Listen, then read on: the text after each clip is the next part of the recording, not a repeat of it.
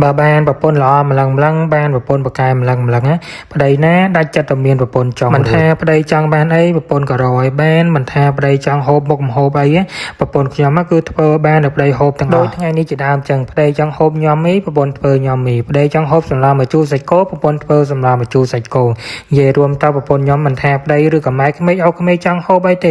េប្រាប់គាត់តែមួយម៉ាត់មកគាត់ដឹងតែធ្វើបានសម្រាប់យើងដែលជាប្តីនេះគ្រាន់តែនិយាយលើកទឹកចិត្តប្រពន្ធមួយម៉ាត់គ្រាន់តែនិយាយសរសើរប្រពន្ធមួយម៉ាត់ហ្នឹងក៏វាអត់មានខាតបងតាណាទេផ្ទុយទៅវិញពាក្យសម្ដីដែលយើងនិយាយប៉ុណ្ណឹងធ្វើឲ្យប្រពន្ធយើងកាន់តែស្រឡាញ់ប្តីប្រពន្ធយើងកាន់តែសប្បាយចិត្តជាងមុនសម្រាប់អ្នកផ្សេងគេមិនសូវឲ្យតម្លៃមនុស្សស្រីយ៉ាងម៉េចគឺខ្ញុំមិនដឹងទេតែសម្រាប់ខ្លួនខ្ញុំផ្ទាល់គឺខ្ញុំឲ្យតម្លៃមនុស្សស្រីខ្ញុំឲ្យតម្លៃលើប្រពន្ធខ្ញុំខ្លាំងណាស់ប្រពន្ធខ្ញុំរាល់ថ្ងៃគឺគាត់ស្លូតខ្លាំងណាស់គាត់គោរពប្តីគាត់ស្រឡាញ់ប្តីគាត់ឲ្យតម្លៃប្តីខ្លាំងណាស់អញ្ចឹងហើយយើងជាមនុស្សប្រុសត្រូវតែឲ្យតម្លៃទៅគាត់វិញយើងគោរពស្រឡាញ់គ្នាទៅវិញទៅមកប្តីស្រឡាញ់រវាងប្តីនិងប្រពន្ធកាន់តែស្រឡាញ់គ្នាទ្វេដងថែមទៀតជាពិសេសគឺមានកូនមកក្របហ្នឹងឯងពុកម៉ែបងប្អូនគ្នាកូនបឺរបស់ខ្ញុំមួយថ្ងៃរត់ជាមួយនឹងកូនបឺហ្នឹងឯងហត់តែជាមួយកូនហ្នឹងឯងអ្នកទាំងគ្នាប៉ុន្តែហត់មានក្តីសុខខ្លាំងមកឥឡូវពុកម៉ែបងប្អូនគ្នាមកធ្វើញ៉ាំមីហូបជុំគ្នាជាមួយនឹងក្រុមគ្រួសារខ្ញុំទាំងអស់គ្នាថ្ងៃនេះថ្ងៃអាទិត្យមែនអត់សម្រាប់ពីការងារមិនដឹងតើណាជួបជុំបងប្អូនមិនដឹងจะធ្វើម្ហូបអីខ្លែមបងទាំងគ្នាអាចធ្វើញ៉ាំមីតាមវិធីរបស់ម៉ែកូនបឺនេះបានធានាតែមានរសជាតិឆ្ងាញ់ជាប់មាត់សម្រាប់រឿងធ្វើញ៉ាំមីបន្លែធ្វើញ៉ាំមីដោយបងឃើញនៅក្នុងវីដេអូហ្នឹងអញ្ចឹងនេះ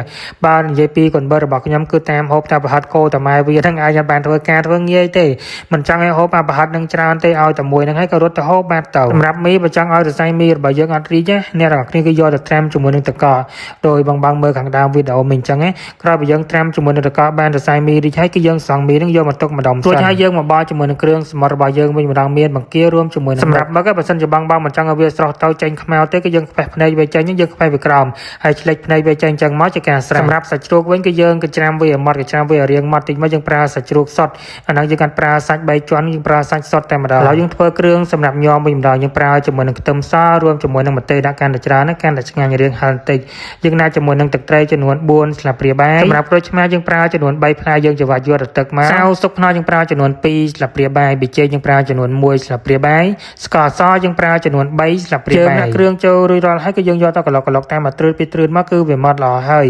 យបើសិនជាបងអត់មានម៉ាស៊ីនក្លុកទេអាចប្រើទៅបានបុកក៏បានដែរហើយយើងដាំទឹកចាប់ផ្ដើមស្រស់បន្លែស្រស់សាច់របស់យើងស្រស់ជាមួយនឹងផ្សិតអញ្ជុលផ្លូវអង្កែបកឆាតគឺយើងដាក់ស្រស់ទាំងអស់តែម្ដងគ្រឿងសមុទ្រសាច់ហ្នឹងយើងស្រស់វាឲ្យរាងឆ្អិនបន្តិចមកសម្រាប់មីវិញយើងកុំស្រស់យូរពេកគ្រាន់តែដាក់ចូលហើយគឺយើងស្រង់ចេញវិញមកតែម្ដងព្រោះថាមីគឺយើងបានត្រាំលង្រីកហើយយើងគ្រាន់តែដាក់ចូលទៅក្រៅឲ្យវាទន់សរសៃបន្តិចតែប៉ុណ្្នឹងឯងឥឡូវនេះគ្រឿងញ៉ាំមីរបស់យើងគឺបានត្រៀមរួចរាល់ហើយដំបូងយើងដាក់ជាមួយនឹងទឹកញ៉ាំរបស់យើងចូលក្នុងចានកធុនដែកមួយមកហើយយើងដាក់គ្រឿងទាំងអស់ចូលតែម្ដងមានទាំងគ្រឿងសមុទ្រមានទាំងសាច់ជ្រូកមានទាំងស្លឹកកាជាកដុលផ្សិតអញ្ជុល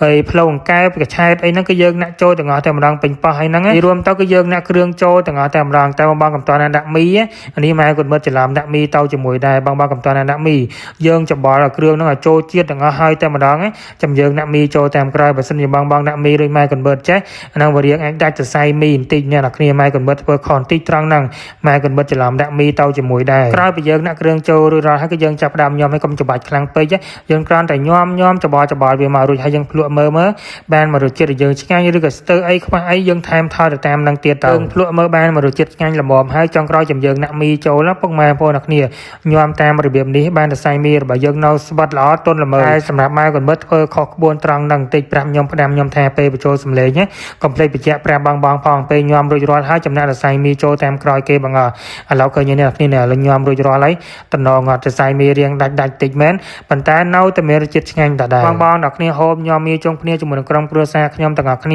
ថ្ងៃនេះថ្ងៃអាទិត្យមិនដឹងจะធ្វើម្ហូបអីហូបជុំគ្រួសារជុំបងប្អូនមិនដឹងจะធ្វើម្ហូបអីខ្លែមអ្នកទាំងគ្នាអាចធ្វើញ៉ាំមីតាមម៉ែកូនបឺនេះបាននៅសុកស្រាប់អូមកឃើញវីដេអូរបស់ម៉ែកូនបឺឃើញម៉ែកូនបឺធ្វើញ៉ាំមីតំណងពេកធ្វើញ៉ាំមីតាមម៉ែកូនបឺម្ដងមើលតើរសជាតិនឹងវាឆ្ងាញ់ដល់កម្រិតណាជាចុងក្រោយអរគុណដល់ពុកម៉ែបងប្អូនអ្នកគ្នាដែលតាមដានទស្សនាវីដេអូរបស់ខ្ញុំតាំងពីដើមរហូតដល់ចប់បើសិនជាបងនៅចង់បានទឹកប្រហុកស្នាដៃម៉ែកូនបឺ